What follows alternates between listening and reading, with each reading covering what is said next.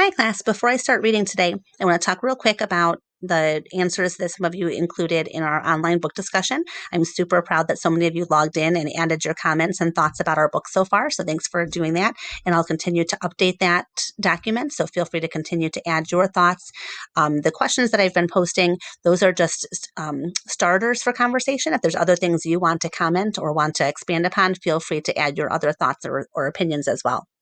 So one of the things that the conversation talked about so far was the point of view the story is being told in. So most of you answered that you felt like it was being told in first person point of view, which is absolutely correct.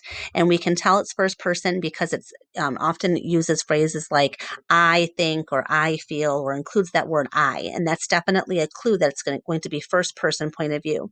So as we listen today, listen for those I words and listen for other clues that you feel like it is a first person point of view.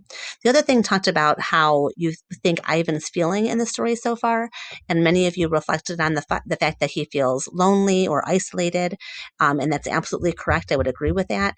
And some people have even commented on that board and other places that they feel bad for Ivan and that Ivan is maybe feeling like he doesn't belong, like he's missing something, which is a pretty cool observation as well. So as we read today, we'll continue to listen for those things, listen for how you can hear that it's a first person point of view, and listen for other feelings or other character traits that you might notice about Ivan. This next section is called Artists. Here in my domain, I do not have much to do. You can only throw so many me balls at humans before you get bored. A me ball is made by rolling up dung until it's the size of a small apple, then letting it dry. I always keep a few on hand. So I'm sure you're all giggling right now because you know exactly what dung is, don't you? So imagine having a me ball thrown at you when you were visiting a zoo or another animal facility. For some reasons, for some reason, my visitors never seem to carry any. In my domain, I have a tire swing, a baseball, a tiny plastic pool filled with dirty water, and even an old TV. I have a stuffed toy gorilla, too.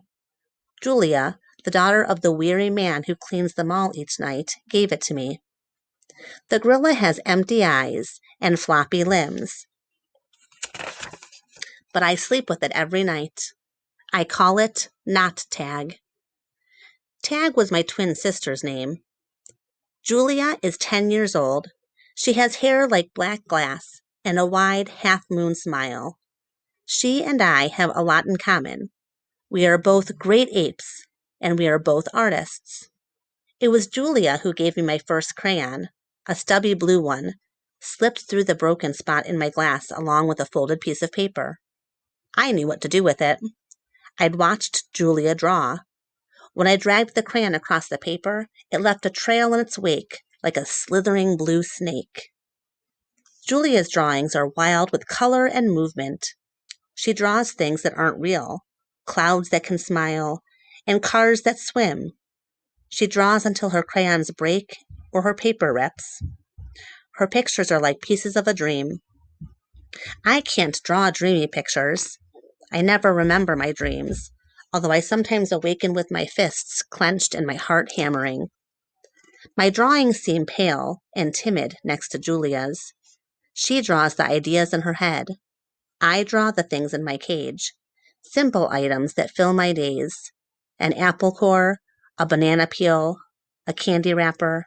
I often eat my subjects before I draw them. What does he mean by that? I often eat my subjects before I draw them. Let's go back and read that sentence again. I draw the things in my cage, simple items that fill my days. An apple core, a banana peel, a candy wrapper. I often eat my subjects before I draw them. Think about what that means. So you probably noticed that several of the things he mentioned that he draws are things that he might eat. So when he says, I often eat my subjects, that means the things he's going to draw, those are the subjects of his pictures, and he eats them. So he eats the apple, he eats the banana, he eats a piece of candy, and then might draw the wrapper or the core or the peel. But even though I draw the same things over and over again, I never get bored with my art. When I'm drawing, that's all I think about. I don't think about where I am, about yesterday or tomorrow. I just move my crayons across the paper. Humans don't always seem to recognize what I've drawn. They squint, cock their heads, murmur. I'll draw a banana, a perfectly lovely banana, and they'll say, "It's a yellow airplane," or "It's a duck with no wings." That's all right. I'm not drawing for them. I'm drawing for me. Max soon realized that people will pay for a picture made by a gorilla, even if they don't know what it is. Now I draw every day. My work sells for $20 a piece, 25 with a frame, at the gift shop near my domain. If I get tired and need a break, I eat my crayons. And there's a picture of some of the drawings that Ivan might have drawn. So can you see why, if those are the pictures, can you see why maybe people don't quite know what he's drawing, even though he thinks it's very clear? It's not quite as clear to the viewers. Okay, we'll stop there for today. I hope you enjoyed today's section. And if you get a chance, log on and add your thoughts to the discussion page. Thanks, and have a great afternoon.